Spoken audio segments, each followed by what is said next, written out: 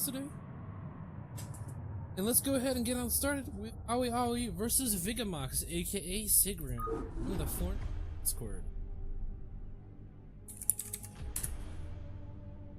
That's a tier 1 game, right? Sigrun, probably. I don't know. I don't pay attention to the tiers. I wish they would kind of label them, so that way we could. I don't want to have to do the work of looking it up. What was Sigrun's name? Vigamox. Are you 100% that's right? Like 80% of that. Little Chava, could I get a confirmation in the chat, please? Yeah, I feel like Sham2 said that about him, but I'm not 100%. I'm like 90% sure. That's not 100.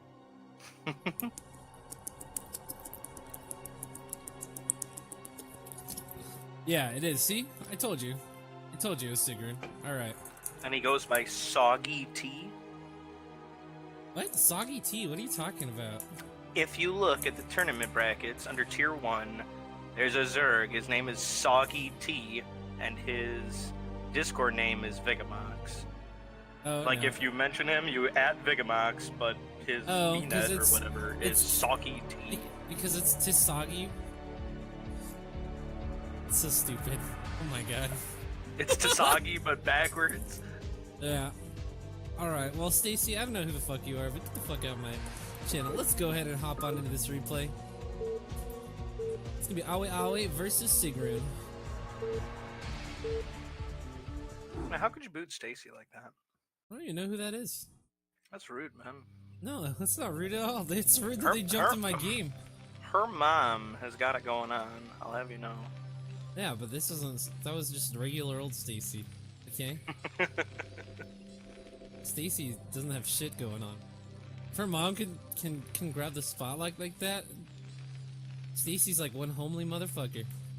Alrighty, guys. Anyways, in the top left-hand corner, spawning as the orange Terran, we have Vigamox, aka Sigrun, aka Tisagi. AKA Race Picker, I assume, because he's supposed to be a Z-main. But in the bottom right, we have the purple Zerg AweAwe222. Is it AweAwe or AweAwe? I always assumed it was AweAwe, but I have no idea. We need to talk to this guy. He was actually on my team, I think? No, maybe There's he too many wasn't. ways to pronounce I can't remember. his name. I'm saying AweAwe. I don't give a shit what you have to say. AweAwe sounds dope. He sounds like an African, like, warlord king. Yeah, but it could be something fun like AweAwe, AweAwe. Honda forever, man.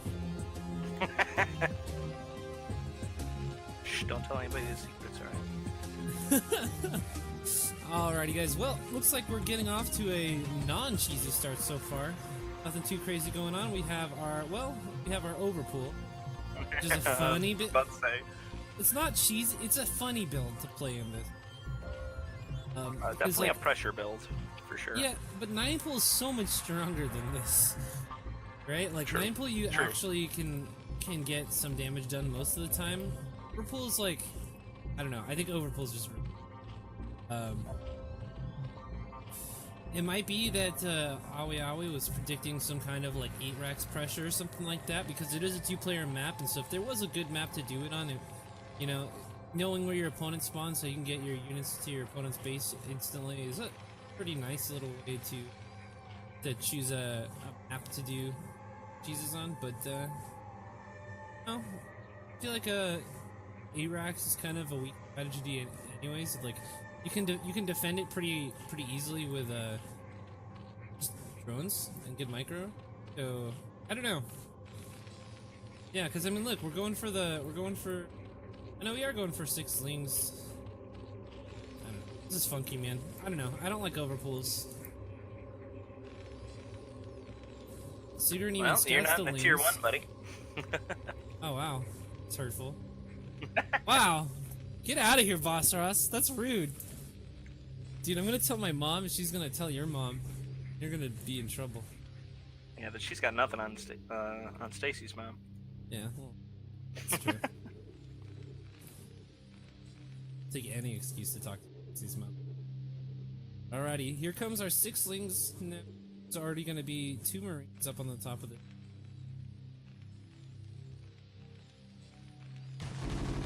And especially with three SCVs blocking, I mean, you're just not gonna break that. Yeah, it's kind of, see, this is why I don't like this build, because as opposed to 9-pool, there's already going to be additional Marines up on the top of the ramp. The 9-pool, you arrive and there's only like one. So the Marines are going to build up here. So basically the only damage that you get are the lost mining time on these dudes up here at the top of the ramp and the high ground CC. That's it. Right, and that doesn't even compensate for what you've sacrificed to do this. Yeah, like, I mean, like, when you 9-pool, you have the potential to, like, end the game, right? Like, you can do critical game-ending damage. But when you overpool, like, you do this, like, very minor amount of damage, and then you set yourself back as well. Whereas 9-pool, like, it's kind of like a high-risk, high-reward, where this is more of, like, a medium-risk, low-reward. That's my opinion, build at least. I don't know. I just never see it get anything crazy impressive and done.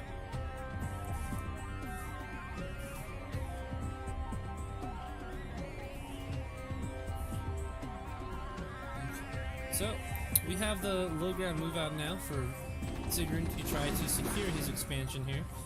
A couple of lings going down, nothing super major, and too cataclysmic happening here. But the more I think about it, the more I think, well, maybe I was right originally. This was just a anti-like 8-rack type of that. Yeah, just more defense, you think? Yeah, maybe he was potentially worried about, you know, like, getting rushed. That would be a reasonable to go. It is more economic.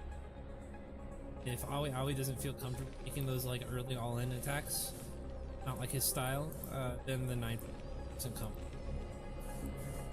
Yep, and his layer just finished up. Got the Hydra done, so it looks like he's gonna go lurkers. He's got 3 hatches. Looking good. Yeah, this is a pretty interesting map here. When we get a minute here, once these lings kind of back off and stop getting all risky frisky on the natural expansion here, I'd love to talk about it. God, this is so many Marines. Yeah, and he forces back all of the SCVs. Yeah, that seems interesting, right? Like, I would think you would just move them down in this crevice in between the depot and the CC to get all these ling kills. But that's alright. Anyways, so this map is kind of funky because you have a couple of expansions here that don't have any gas at them. So the real big expansion is obviously this back corner base here for each of the opponents, or each of the players here. It does have double gas, which is extremely potent for Zerg, is extremely potent for a Zerg to take this base, because it allows them in the late game to only have 3 bases, about 4 base worth of gas. Big deal there. And then these funky little pocket bases here on both sides also have gas, and these are good bases again to take, because as you can see, there's a nice little choke here that you can defend. So a pretty interesting map. Plays very differently than most of the other maps here in the map pool. I don't know how I feel about having Polaris Rhapsody in the CPL map pool, because it is so strange. We're talking about, you know, beginner to middle tier players, but overall I think it's produced some good games so far, so I'm not too upset about it. Yeah, I think it's a fine map. It is definitely different, but you know, it's alright to have a few different maps in there. Alrighty, so we have the first couple of lurkers now traveling across the map here. What the plan is, are we going to come from this high ground and do some sort of attack? Lurkers is not really that much to be busting 2 bunkers full of units. This is definitely a curious idea. Well, I don't think he knows about all this defense yet. But he's going to find out soon, one way or the other. Or he could just camp the top of this hill here. That's not a bad idea. Yeah, it looks like AweAwe trying to use the high ground terrain advantage here to potentially take advantage of some kind of timing, but I'm just not a huge fan of this. You can't really get anything done here right now. I mean, look, what can you do here? You can't push down this because the bunkers are going to kill the lurkers before you get anything done. And now that you don't have these 3 lurkers protecting your 3rd base, it's going to be a little more risky and take longer for AweAwe to get his 3rd gas up, which is a huge important time. He hasn't even sent out a drone yet for that 3rd gas. Yeah, very interesting playstyle so far. And we see that we have +1 Carapace now started for our Zerg player, but not going. Oh, making a move. This is risky business. I smartly moves back. That scared the crap out of me. I was like, what are you doing? Don't jump on top of these bunkers. This is terrible. Let's do a side. No. Well, look, Sigrun also very obviously confused, scouting around the map, being like, where the heck is this guy's third base? Because it's so weird. We don't have a Queen's Nest down. We don't have a Spire down. So neither of those two essential pieces of tech have been started to be worked on by AweAwe. Instead, we just have a couple of on the map here, and there's no decision or no initiative here for AweAwe to secure his third base. Man, he does have more Hydras coming up though, and that's gonna end up being a lot of lurkers. Second run though, teching up to the starport and vessels, so it's not like he's any behind or anything like that. Just seems like they're both building up. Very weird.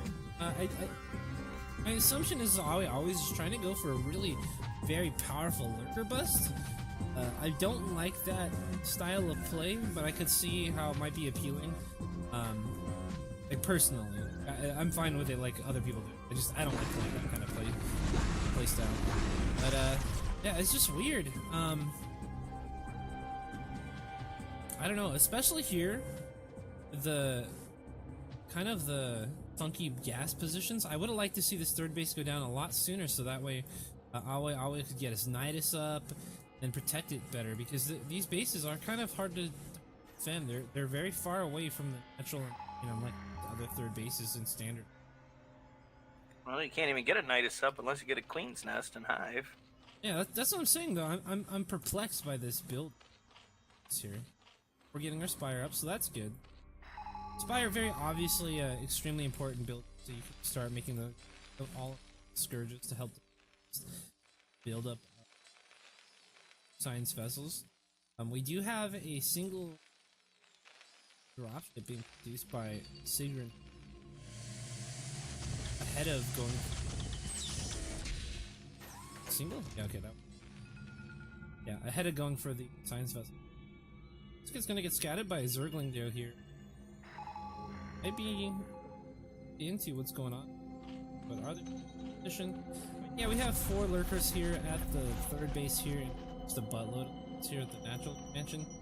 So this shouldn't do too much damage as long as there's a good reaction time for it.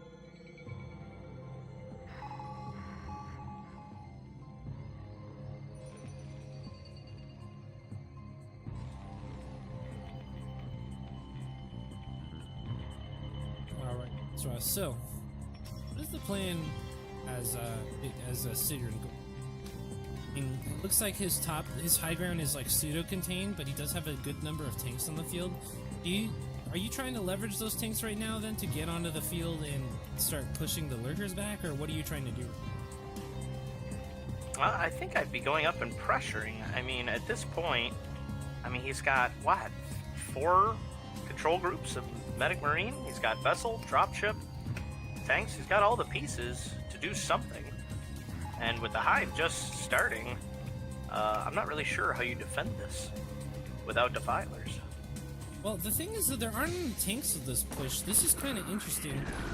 But yeah, like, I would have liked to see the tanks being put in pressure, because, sure, it'll be kind of slow and grindy as you kind of have to push forward and have the lurkers reposition over and over and over. But it is weird. Yeah, definitely bringing 2 tanks would have been a good plan. You can leave one behind with the bunkers and the turret. You're going to be fine at the natural. But he does get a drop here in the main, and not really targeting anything specifically. So he might end up getting nothing for that. Yeah, this is kind of interesting. Look at the The Spire! Oh, and the Spire goes that. down. That's a pretty nice pickup for only a single dropship.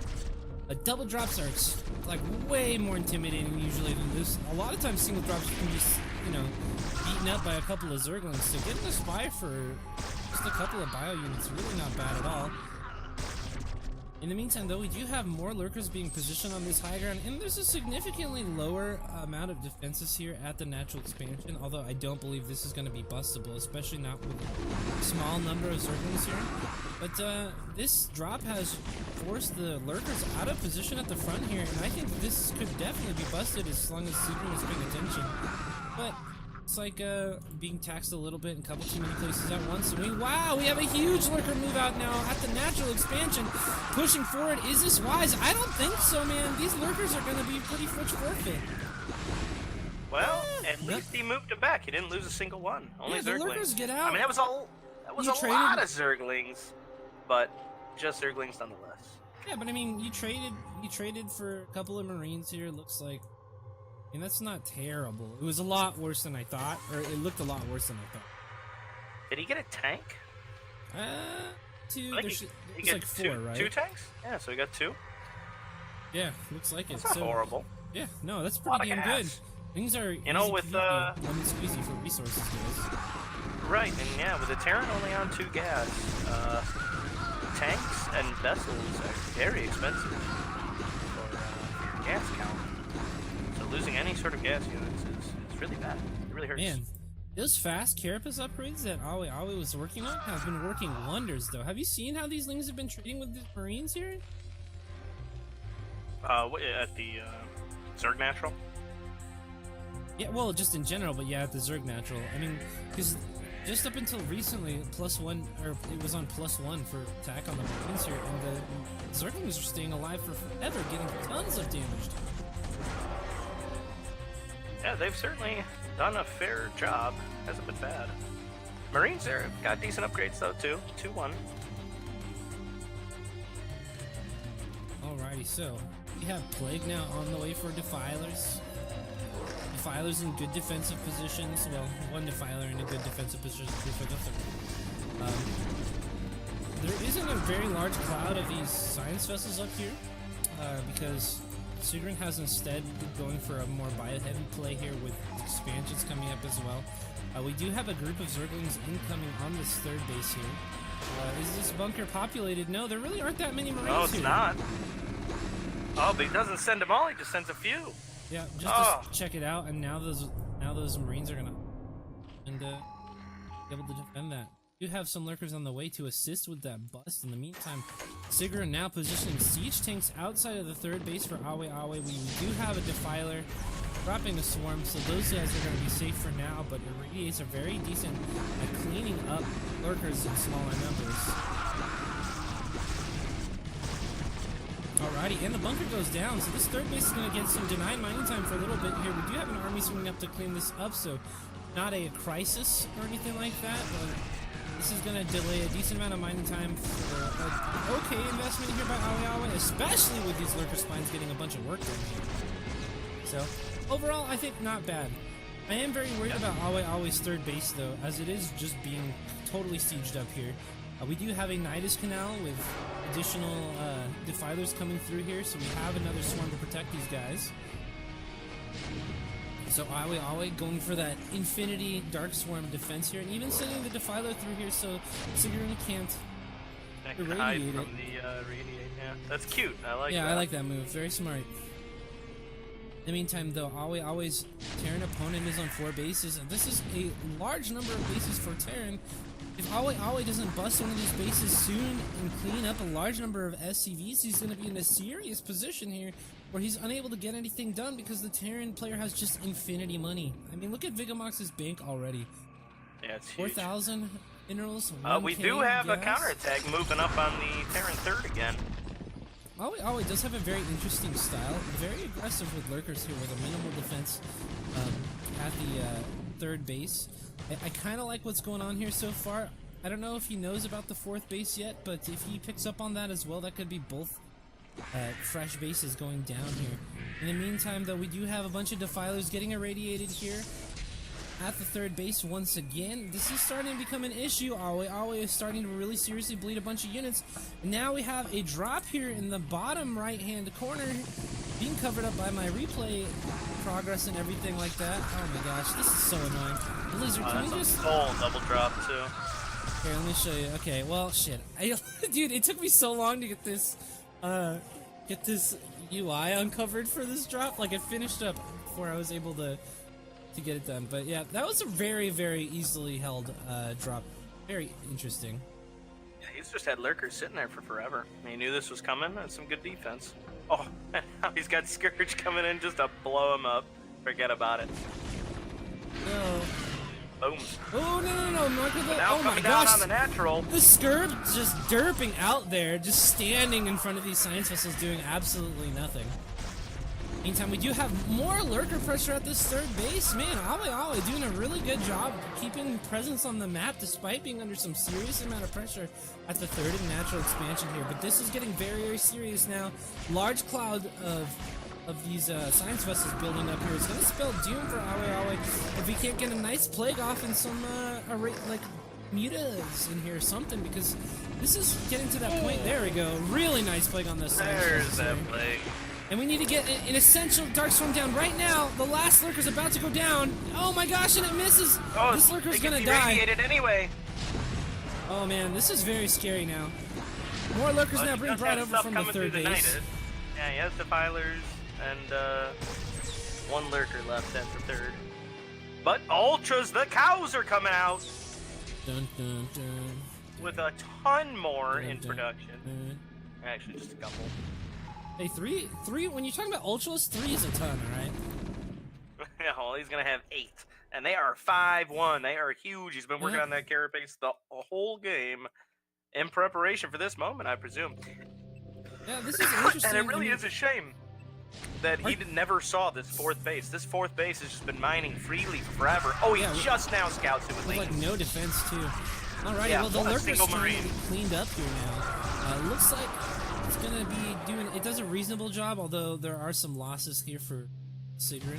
And now that this fourth base is found out, there are 2 places where AweAwe can start poking around here. But we do have AweAwe's forces now wrapping around to the 12 o'clock here, looking to put some pressure on that fresh base in at the 12 o'clock position.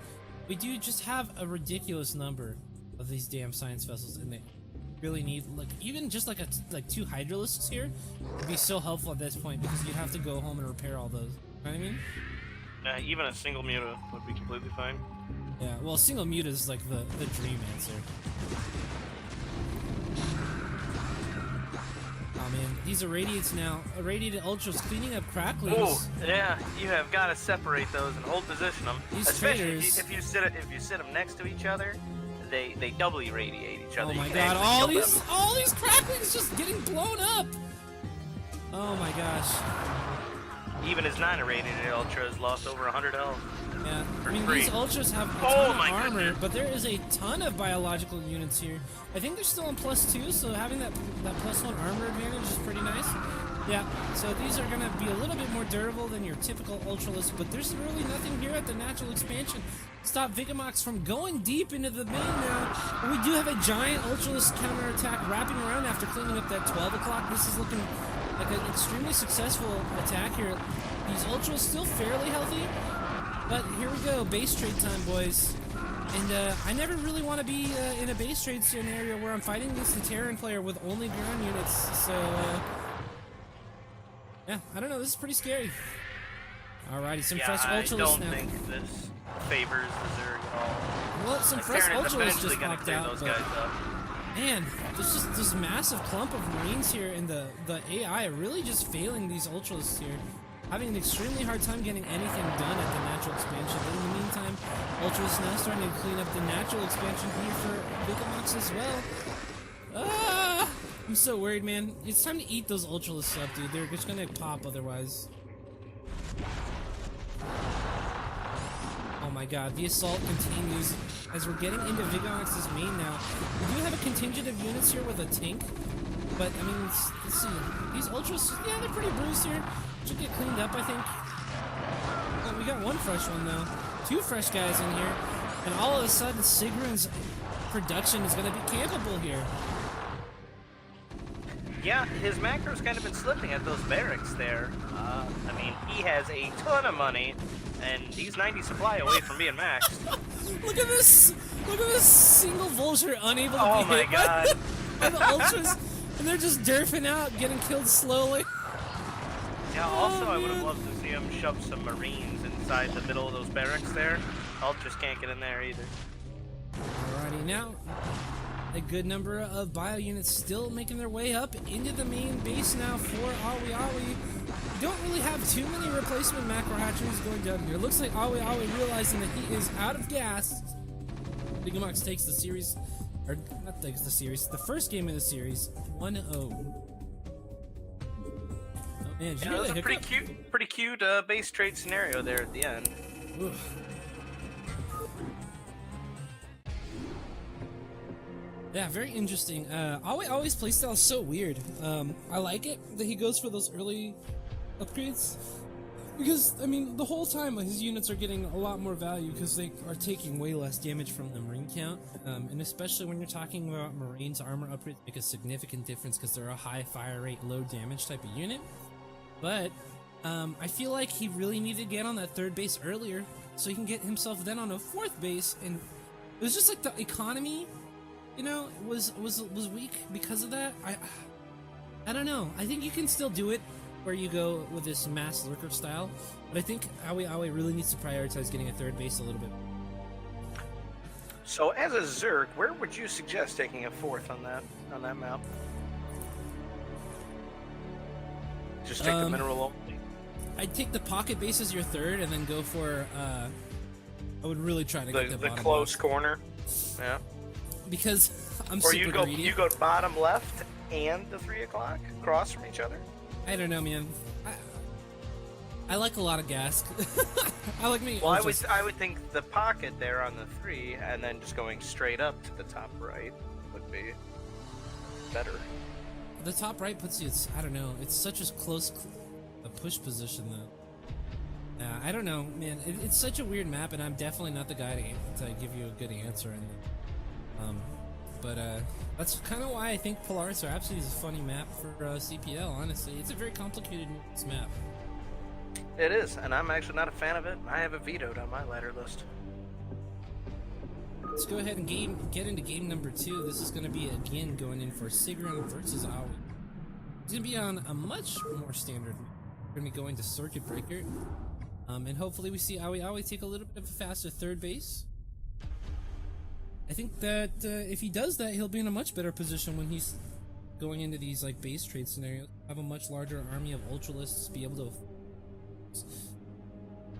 just be able to outlast his opponent's mid game better. Let's go ahead and get into BossRoss. Sounds good. And yeah, there's a lot more bases here to expand to. You have quite a variety of things you can do. It's not just that though. The bases are also, they're a little more standard. You're not like putting yourself in a weird position by having to take an incredibly far base to just get a gas, you know? So I like this map overall just because you're going to be seeing more standard play as far as compositions and the options that the players have. So in the bottom left hand corner, after a very hard fought, well played game, have Sigrun spawning as the blue Terran. And in the top right, we have our yellow Zerg. Gonna try and come back after that first loss. It's AweAwe, or AweAwe, or however the heck you say this. Alrighty, so let's see. Now another thing that I want to point out about that last game in the series is that Sigrun was able to keep that fourth base with the gas for essentially nothing. There was no defenses there that were committed there. There's no real reason why that base shouldn't have been cleared out, except for it just didn't get scouted. And I feel like if we hadn't seen that, or if we had seen AweAwe scout that base much earlier, it would have been a very different game because I mean, Sigrun wouldn't have had the same gas count at all, wouldn't be able to build up that giant vessel count that he had. So I feel like with a little bit better scouting too, AweAwe might have done it a little bit. Yeah, I agree. That base was there for, I don't even know, what, 5 minutes? Without any scout? He had no idea. Yeah, an extremely long time, nonetheless. So, we have AweAwe now going for your standard 12 hatch here as opposed to the overpool. I like this decision a lot better. I think this is a better decision too for this map because it's not a 2-player map, so you are much less likely to just get super cheesed out. His Terran opponent, Sigrun, so just going for standard, it's like 1 barracks expand build. Yeah, Circuit Breaker is kind of an anti-cheese map. The bases are just so far apart, I feel like. Yeah, you can cheese, but it's going to be way weaker. Yeah, it's going to be tough. I mean, you're going to have to get really lucky. First scout, you know, a lot of things are going to have to go right for you. Alright, well, so... Although an economic cheese wouldn't be bad. Yeah, you can do that, like 3 hatch before pool. Or CC first. Yeah, CC first would have been fine on this map. CC first is crazy cheese, dude. Dude, It really is. Anytime I see CC first, I freak the fuck out. Because then you can go like, that's... God damn it. Well, because, so... Zerg's extremely reliant on knowing what's going on. And if you're CC first, you can do a lot of stuff that you can't normally do as a Terran player. Like that Goliath, that mass Goliath build is always a possibility, and as long as you have Marines like patrolling around the edges of your base, and Zerg can never get in, like you have to play this like weird halfsy style where you're not doing anything like hard countered, you're not like specifically playing against the builds that you know are coming, right? Like there's too many options for you to prepare against, and it becomes very difficult. What's going on? Yeah, that mass Goliath strategy is very interesting. I haven't seen it too often, but when I have seen it, it's worked out pretty well. I've been surprised by it. I got cheesed out by it the other day on ladder, and it was so frustrating because it didn't come at like the normal time, and so I was like, huh, I thought he was going for Goliath. All right, whatever. Maybe he just made 1 Goliath. So he didn't come like with like 7 Goliaths. So like I expanded, I like put like 3 or 4 more hatcheries down. I started getting on the hive tech, and then all of a sudden like 21 Goliaths showed up at my match. I was like, what? Where the hell was this push like 10 minutes ago? Are you kidding me? And then I just died because I was getting ready for a much longer macro game. Yeah, that's the push that I've seen, like a 9 or 10 minute, like 20 Goliath 2 tank push. Oh, so frustrating. That's just bananas. It's like, what do you do against 20 Goliaths? The thing was, like, I was getting prepared for a much larger macro game, so I guess what I should have done is I should have got my hive on time, because if you have swarm or plague, like, obviously Goliaths are terrible, because they can't do anything. Oh yeah, super bad against defilers. Yeah. So like, you just get your defiler, you hold off for plague with some dark swarms, and then you're good to go. But I just was like, I had like 5 macro hatcheries and like 2 additional bases. I was just getting way too greedy. Holy shit! In Control just hosted us with 139 people. What's up, everybody from In Control stream? How you guys doing today? My name's DocHoliday. We're casting a little bit of Brood War here today in the Coach Pupil League. This is a league that's a community league put together by Python and Laser Snipe, part of the Team Liquid 4 guys. Really cool stuff. This is a Brood War league for pretty much anybody. You have 3 tiers of players, going from absolutely no MMR up until like the 1800 range. And you get set up with a coach and a team of practice partners to play against, and you play in like a pro league or team league. Except for it's for people who aren't those Supermans, so very cool community event. Alrighty, man, dude, this lane attack is really not working out for AweAwe right now. This bunker getting surrounded by SCVs and an extremely well done hold by Sigrun. Yeah, did not get much done there at all. I think he killed like 2 Marines, maybe? I'm not even sure he got 1. Yeah, well, this is a big deal because now AweAwe doesn't have the drone count that you would particularly expect from a Zerg at this point in the game here. He's not totally out of it yet, even getting a little cute with these Zerglings here at the 12 o'clock of this expansion here, but I don't think anything's really going to be found here by AweAwe. But in the meantime, yeah, so what I was saying, CPL, very cool community event. If you guys are interested in learning about Brood War, you can check it out on the Team Liquid forums and check out the Discord as well. And if anyone in the chat right now could link that up for anybody who wants to get into it, you'd be put on the waiting list, so we can't guarantee you a spot because it is a little bit later in the season, but you can check it out if you'd like. And I definitely encourage you to do so. There we go. You know BossRoss is always on it. My boy. Alrighty guys, well, we do have a Spire coming up from our Zerg opponent, or our Zerg player rather, so we should be seeing about 9 mules popping out of these hatcheries in just a little bit here. Now I'm a little concerned. 5 racks plus 1 is the strategy that we see our Terran player Vigamox going for. And this is an extremely powerful strategy that involves Terran getting a large amount of bio units on the middle of the map and taking map control pretty quickly. And with the failed lane attack coming up here that went down earlier in the game here, we're not going to have enough money to really put down a bunch of Sunkens and get the 3rd base on time if we're going for these Mutalisks. So the Mutalisk micro from AweAwe is going to have to be extremely good to take the arm of the map. Looks like we don't even have a full 9 Mutalisks coming out. We got 8 Mutalisks here so far. Which is he does have more on the way, but it is a good thing he saved 2 control groups of these Lings. He didn't let them just die off. Yeah. And getting a surround on the Marines when you're fighting with mutas is just fantastic. Oh yeah, that makes a pretty huge difference when it comes to being able to fight the army in the middle. It makes it much scarier for the Terran player to move out in the middle of the map because Mutalisks with Lings do a good amount of damage. One thing I am concerned about though is Sigrun has very smartly included a couple of Firebats in this army, which is going to make these Zerglings next to useless if the Firebats get good positioning in the ball there, or if these Zerglings clump up on the Terran bio. It's a very, very scary proposition to have all of their Zerglings just get eaten up by Firebats. They're so strong in this game. And we'll have to see how good the Muta micro is. Can pick off the Firebats. Now the Zerg army is just running around the Terran main, and there aren't that many units here. If this, if this Firebat just gets picked off by these Mutalisks with a quick focus fire, a lot could have happened here. Oh but man, the Muta control, the everything control. Oh no, and the Mutalisks are still taking damage. Oh my goodness! Oh, what are you doing? What was he looking at? There isn't even anything crazy going down here at the main base. AweAwe just getting caught with his pants down, and his entire army is evaporated. I'm scared for him, BossRoss. What can he even do at this point? This is big trouble. I mean, oh my god, and the Mutalisks still running past the bio. Oh my gosh. Lings running head first into Firebats, not what you want. AweAwe just immediately getting taken apart by Vigamox's army, and then the reinforcements getting caught too. AweAwe knows he's out of this game already, and immediately GG's. Man, that's terrifying. Yeah, not much you could do there. He flew his mutas in and was getting demolished by 4 turrets. He just sat him there, just eating it.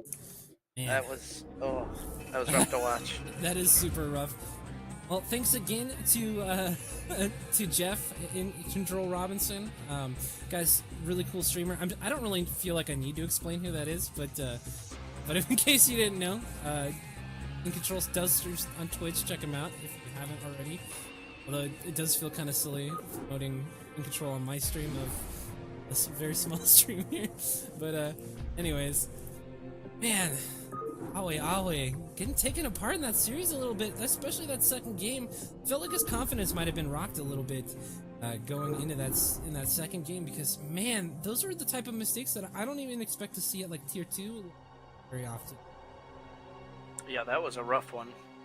I just think after he saw the army move up to the high ground, he must have thought he would have been in a better position there for the attack. Oh man, yeah, very scary. That's not the case.